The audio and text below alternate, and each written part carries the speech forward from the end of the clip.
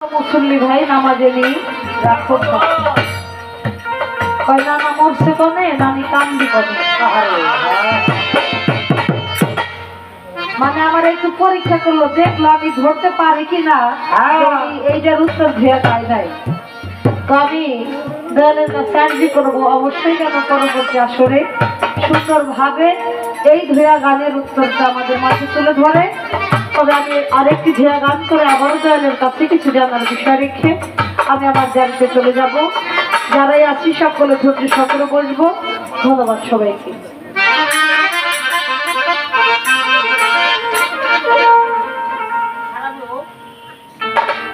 Hello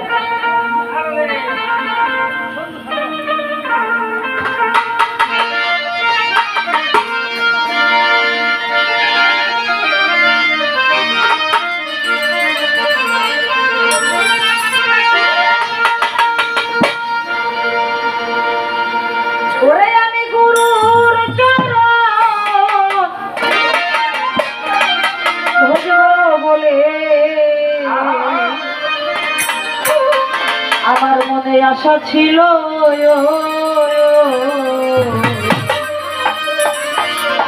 Dayal সবা সমর নৈরাশা হইল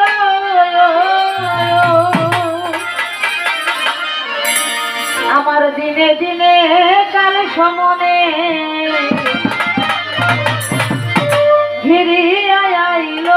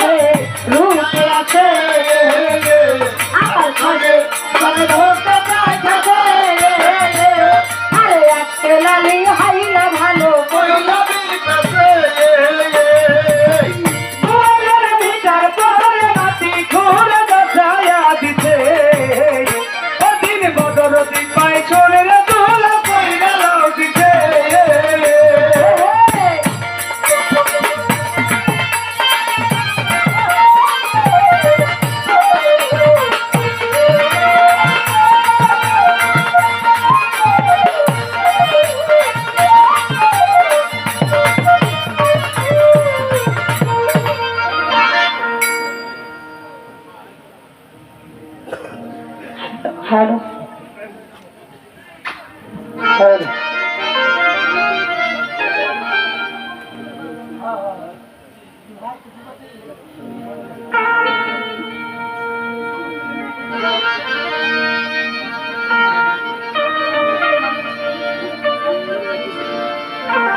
যাই হোক আরো একটু ধিয়া গান করে দয়ালের কাছে আবারও কিছু জানার বিষয় রাখলাম। তো যারা দাঁড়িয়ে আছেন আমাদের কিন্তু আসলে পর্যাপ্ত জায়গা আছে, কিন্তু গরমের জন্য কারো বসতে ইচ্ছা করে না। তারপরেও যদি আপনারা বসেন আমাদের কাছে ভালো লাগবে। কেননা একজন শিল্পী যত বড়ই শিল্পী হোক না কেন, আসলে পরিবেশ যদি সেরকম না হয়, আল্লাহ রহমত যদি না করে, সেখানে কিন্তু গান হওয়া সম্ভব না। তো সবাই আমরা চেষ্টা করবো আল্লাহর নামে, মুর্শিদের নামে, যার যার মুর্শিদের নামে বসার জন্য। আমি আমার জায়গাতে চলে যাব, সকলে ধৈর্য সহকারে বলবেন। ধন্যবাদ সবাইকে।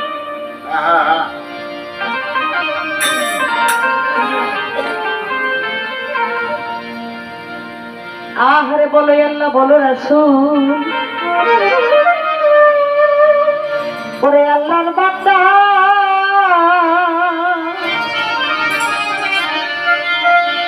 ও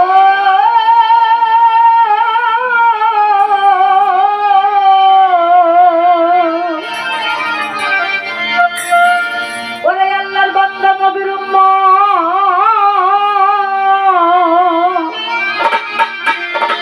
ওরে বাজান আমার কেউ করবে না মানা।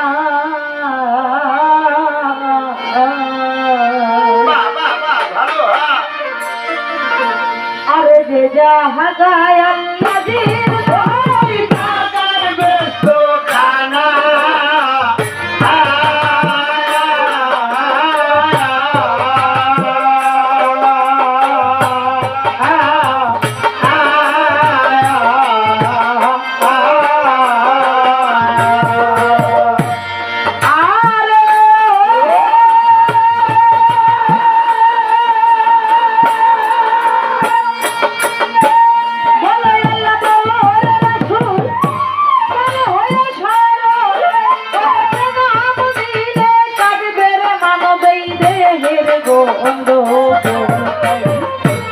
বলো আল্লাহ, বলো রে রাসূল, বলো হয়ে সরল, যে নাম নিলে কাঁদবে মানবেই দেহের গন্ধ চাই। এমন মধুর নাম যেই নয়নেই মানে, না বুঝিয়া গোয়াইরা মন তার বদ কর্মে জানে চাই। বদ কর্ম বড়ই অধর্ম,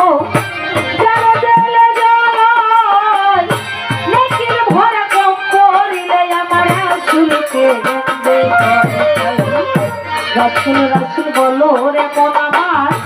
রাসূল কেমন হয়? এই বান্দা মরিলে হবে রাসূল পথিয়া কোন তাই। আজ মরণ নাই, কাল মরণ নাই, মরণের দিন আছে। আরে বান্দা রাতে সিজন যাইলো পিছে,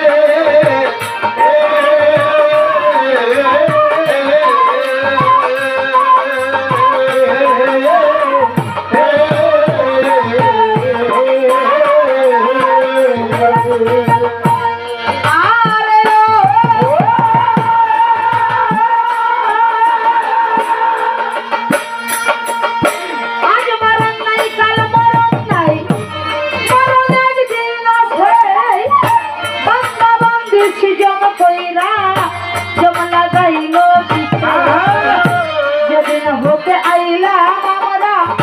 বিশ্ব বন্ধা চাল ঘুরাল যাইতে হবে, আজও নবে কাল তাই। হাতুড়ি আর হাতরে যাবে, আর যাবে চকিদার, এই মাসের কালে আল্লাহ ভাঙ্গিবেন বাজার। আরো না শিব আমরা রে, আরো না শিব আমরা রে, বজব সারি সারি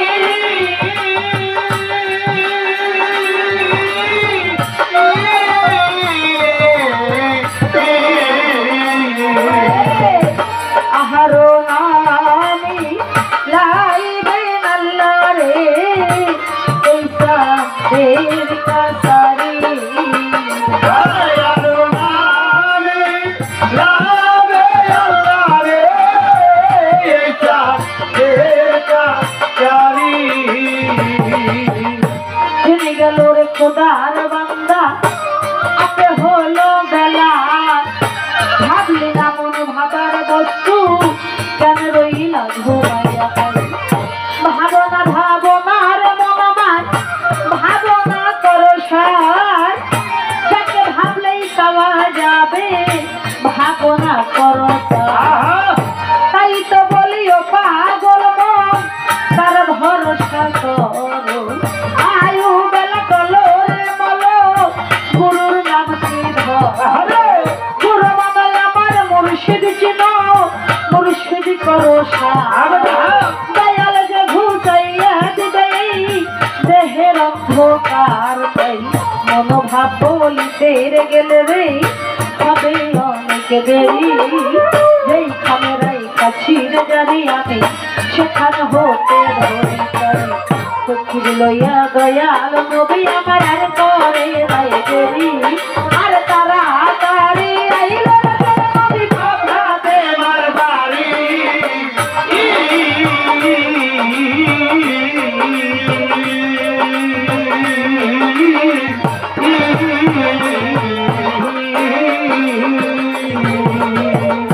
ফকির লইয়া দরদের নবী আর করে নাই দেরি তারা তারি আইল রে চইলা মাথাতে মার বাড়ি এইদিকে জগৎ জননী জগতের মা বাবা জানের মতের লাইগা কেসে বুক ভাসাই এমন সময় দয়াল নবী আর করে নাই দেরি ফকির লইয়া যখন আইল মাথাতে মার বাড়ি মামা বলিয়া নবী ডাক দিল সারিয়া কোথায় রে দরদের মা গো তোমায় একবার যাহাও দেখিয়া ডাক শুনিয়া জগতের মা আইল দরজাতে লক্ষ্য করে মা জননী দেখলো নয়নে আল্লাহর ফকিরে লইয়া বাজার আইল আমার ঘরে নবী বলে মা জননী শুনো লক্ষ্য করে আকাশের রমজানের চাঁদও উদয় হয়ে যায় রে মোরা খরচ করতে রে বলছে আসে দয়া রে মোরা তাই তো দেখো আইলো ফকির আইলো আমার ঘরে রে মোরা খানা চাইলো রে ফকির কি বলবো তোমারে রে মোরা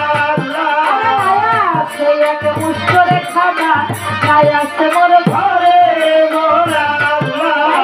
ফকির লইয়া আইলাম মাগো আইলাম তোমার ঘরে রে মোরা কিছু খানা দাও চলিয়া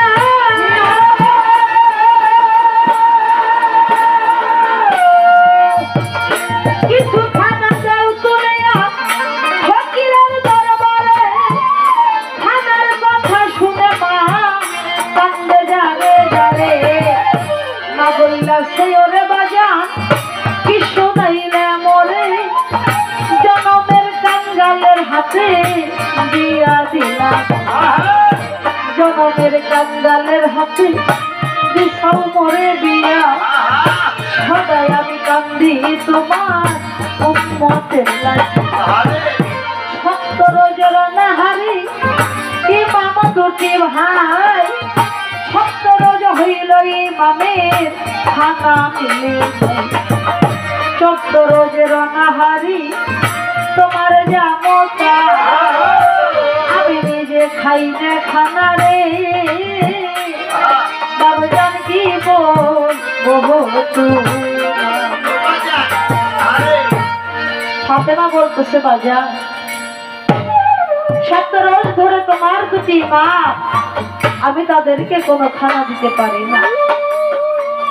14 রোজের অনাহারি তোমার জামতা দুটি মা যখন ক্ষুধার জ্বালায় কাঁদতে কাঁদতে আমার কাছে এসে বলে মা আমি বড় ক্ষুধার আমাদেরকে কিছু খানা দাও যখন সন্তানের হাত আমার মায়ের কলিজায় লাগে আমি মা জননী সন্তানের হাত সহ্য করতে পারি না তারপরে তোমার উম্মতের জন্য কাঁদতে কাঁদতে আমার দুটি মামের দিকে যে দেখার মতো আমার কোনো সময় হয়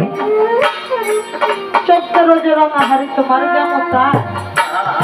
আমি যে নিজে কয়দিন খানা খাই না আমি নিজেও বলতে পারবো। দয়াল নবী বলতেছে ফাতেমা তোমার যদি ইমান শক্ত রোজের অনাহারি তাই তুমি দুঃখ করে আমার কাছে বলতেছো, তুমি কি জানো না আমার কলিজার টুকরা আমার প্রাণের ধন দুটি ইমান, আমি নবী যদি একটা খুরমা একটা খেজুর আমার মুখে তুলি আমার কলিজার টুকরা দুটি ইমামকে রেখে আমি কখনো খানা গ্রহণ করি। তোমার দুটি ইমাম যদি 70 রোজের অনাহারে থাকে আমি নবী তো নিজেই 70 রোজের অনাহারি, আমিও তো খানা খাই। নবী কাঁদতে ফাতেমা কান্দে। ওই দৃশ্য দেখে জিব্রাইল মনে মনে বলতেছে মাওলা রে হলে ভাইয়ের তাক পাঞ্জাব তো যাদেরকে সৃজন না করলে দুনিয়ার কোনো কিছুই তুমি সৃজন করতে না, তারা যদি দুনিয়ার বাদশাহী চাইতো বাদশাহী পাইতো, কিন্তু উম্মতের জন্য কাঁদতে কাঁদতে আজকে তাদের ঘরে এক মুষ্ট খানাও আমি পাইলাম না। আর কোনো ধন চাই না দরদ রে এ ভব সংসারে উম্মতের লাগিয়ে জননী রে কাঁদতে জানে তাকে দিয়ে দয়াল নবী রে ফকিরে রে আর না দুঃখ কইর রে ফকির বলতাছি তোমায় লইয়া যাব রে ফকির ওই বাক্কার শহরে তার ধনী কুলসুম বিবি যাব কুলসুমে বেরো সেইখানে পেয়ে যায় আরে খানা গো খাওয়াইব তোমারে চলো চলো ওরে ফকিরা দেরি কইর না তাই এই বলিয়া ফকির বলয়া নবী বিদায় হইয়া যায়। আমার আরো সেই বসিয়া তোর খোদা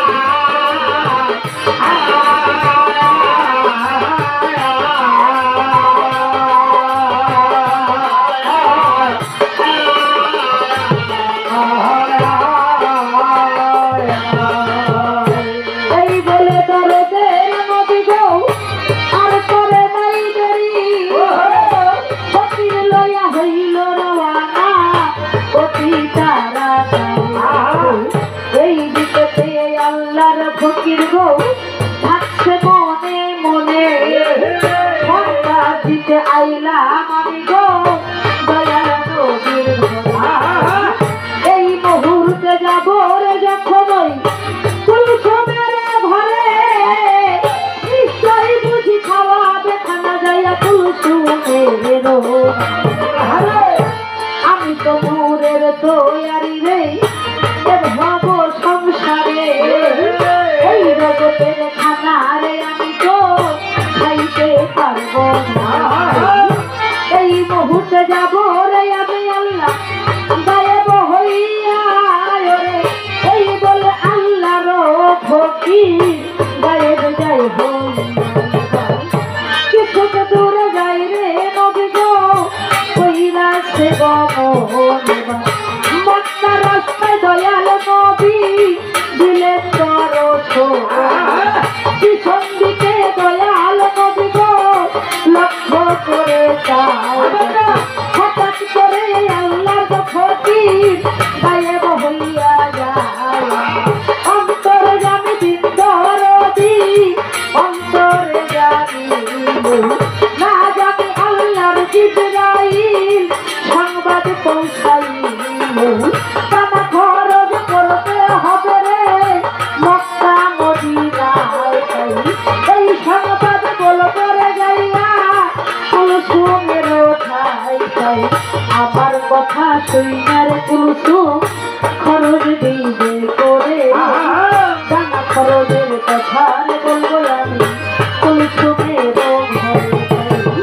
এই বলে দরদের নবী আমার বিদায় হইয়া যায়। আমার দেখে নাতা বাসার কইরাছে খোদা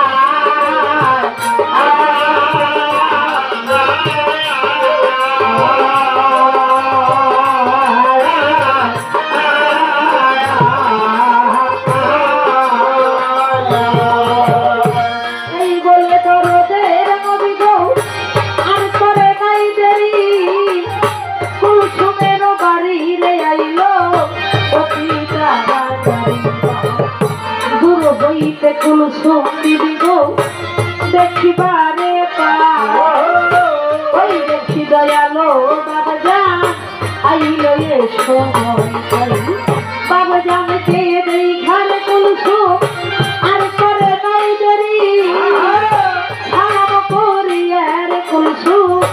বলছে তারা অতি যতন করে বসাইল পালকের উপরে পালককে বসিয়ে নবী দেখলেন নজর করে ভদ্রত আর বালা খানা অভাব কিছু নাই বলে কুলসুম আমি তোমার একটা সংবাদ পাইয়া আমি আইলাম তোমার ধারে রমজানের চাঁদো উদয় গেছে দানা খরচ করো রে কুলসুম মক্কা মদিনাতে কত ধন রত্ন রে আল্লাহ দান করছে তোমারে দানা খরচ করো রে কুলসুম তোমারে জানাই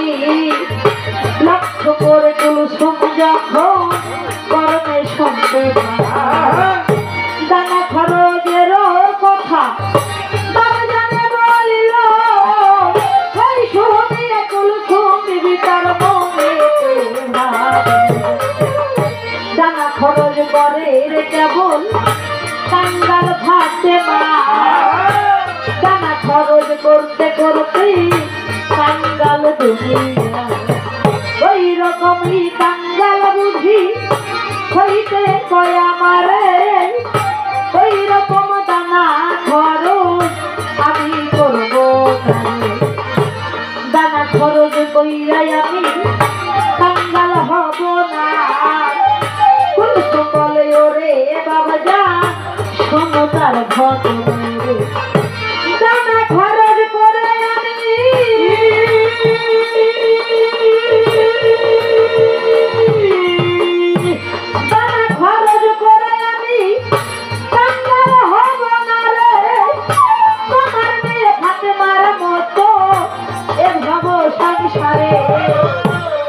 খরচ করতে করতে কাঙ্গাল গাছে হইয়া দুইটাই মামা থাকে সদায় অনাহারে ওই রকম দানার খরচ আমি তো করব না হাতে মারো মতো কাঙ্গাল হইতে পারে লক্ষ্য করে দরদের নবী শুনিতে পারিল দানা খরচ করবে না মানা কইরা দিল দানা খরচ কইরা রে কুলসুম কাঙ্গাল হবে না রে কাঙ্গাল হইতে পারবে না রে আমার ভাতে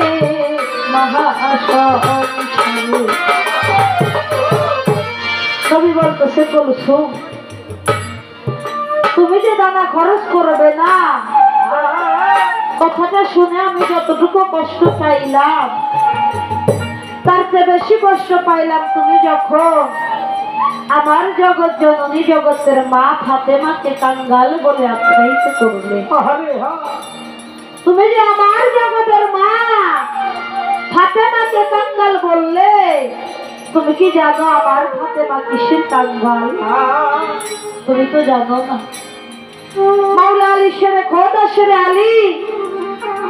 যদি দুনিয়ার ব্যবসায় এক জায়গায় করতে চাইতো করতে পারতো কিন্তু কখনো তা করে নাই একটা কুড়াল কান্ধের মধ্যে নিয়া জঙ্গলে জঙ্গলে ঘুরে গাছ কেটে খড়ি তৈরি করে বাজারে বাজারে বিক্রি করে তাদের জন্য জীবিকা অর্জন করত 10 দিন 15 দিন হয়ে যেত তাদের ঘরে কোনো খানা থাকতো না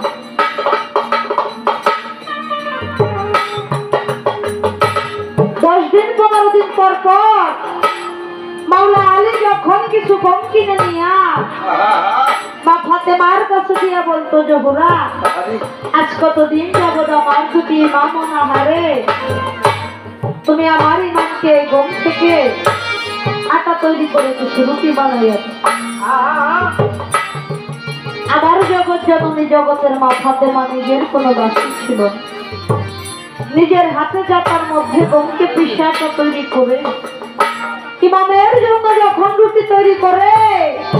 ইমামের সম্মুখে নিয়ে যায় খাওয়ানোর জন্য, এমন সময় যদি কোনো ফকির, যদি কোনো মুসাফির আমার মা ফাতেমার দরবারে এসে হাত ছেড়ে দিয়ে বলে, জননী আমি বড় ক্ষুধার, তো আমাকে কিছু খাওয়া দাও। জগৎ জননী জগতের মা নিজের সন্তানের মুখের খানা কাইরা নিয়ে ফকিরকে খাওয়াইয়া বলে, ফকির গো তুমি তোমার উদর ঘরে খানা খেয়ে আমার আল্লাহর কাছে দোয়া করে বলিল, দুনিয়ার বুকে আমি যেন আমার বাবার উম্মত ছাড়া আর কোনো ধন আর কোনো বস্তু আমি না চাই। নিজের সন্তানকে খানা না দিয়ে ফকিরকে দিয়া বলে, ফকির তুমি তোমার উদর ঘরে খানা খেয়ে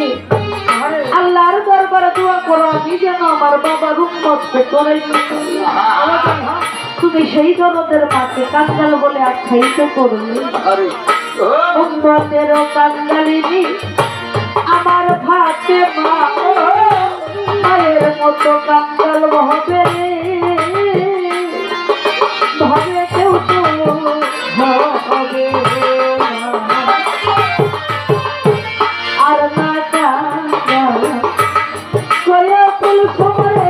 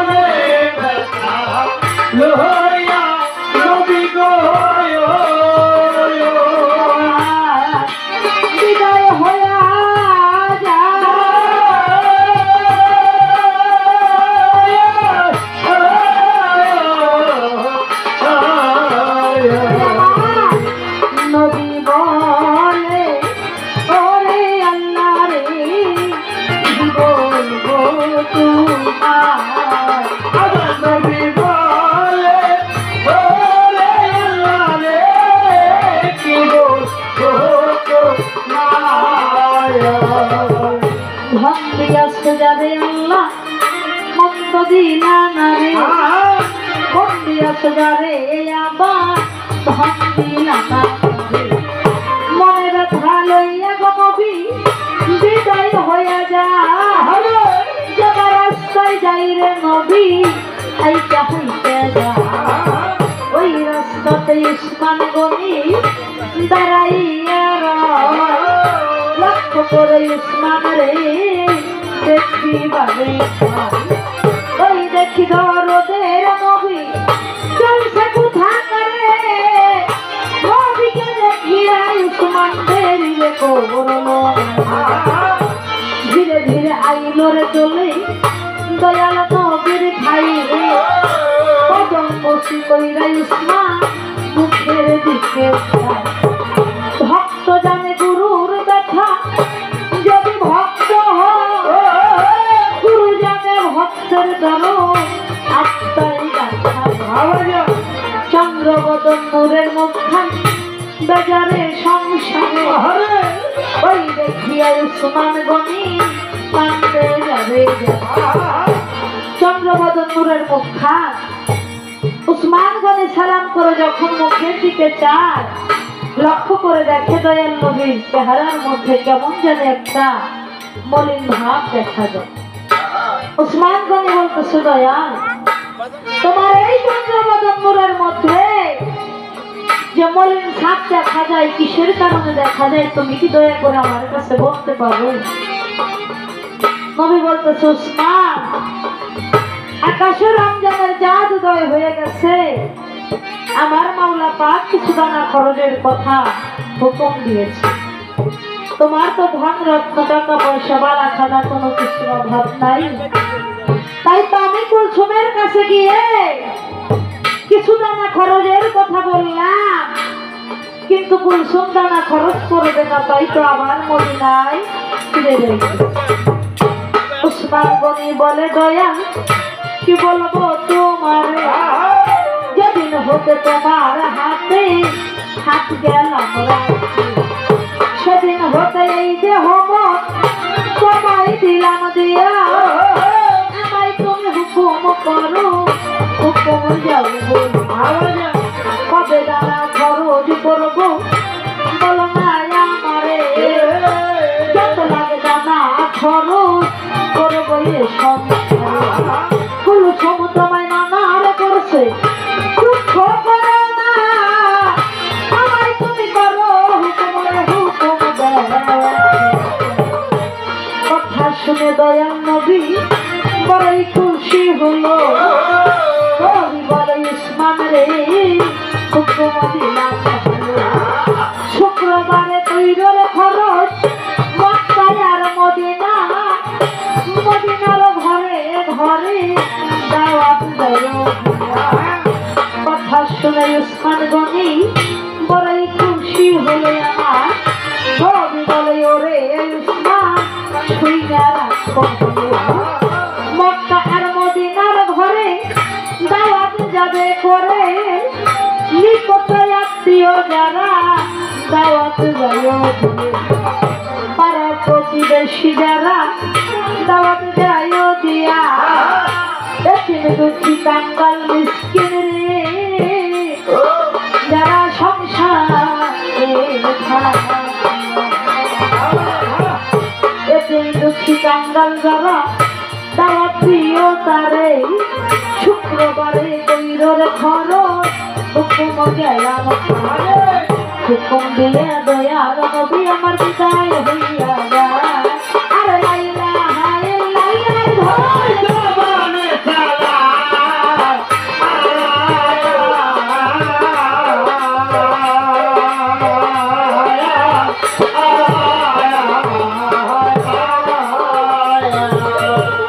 হুকুম দিয়া দয়াল নবী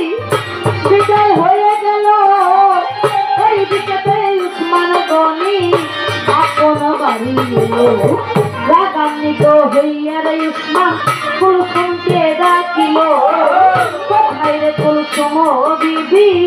দেখা দেবে, ডাক শুনিয়া আইল রে কুলসুম ঘরের দরজা, কুলসুম তার কানের স্বামী কেন ডাকো, উসমান বলে ওরে কুলসুম তাই বলো আমারে, কেন বাজার কইরা দিছাও দিনের পয়সা, আওয়ালা খের জাহের বাতুন দিনের মস্ত খান, নবী বিনে নাই রে গতি শেষ করে তার মনেতে দিছ ব্যথা খবর নিলাম রে, নবী ব্যথা পাইলে ব্যথা গো, ওই ব্যথা পাইব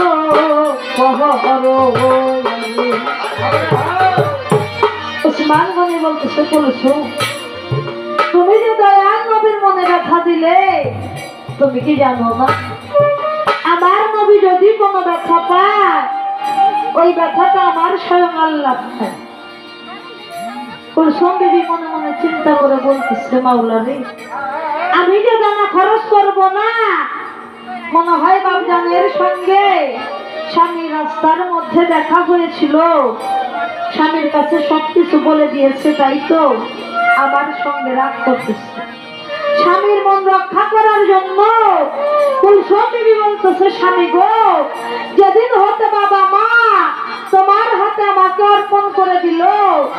তোমার হুকুম ছাড়া তো আমি কোনো কর্ম করি না, তাই যখন বাপজান আমাকে দানা খরচের জন্য হুকুম করলো, তুমি তো বাড়িতে ছিলে না, তাই আমি বাপজানকে মানা করে দিয়েছি আমি দানা খরচ করবো।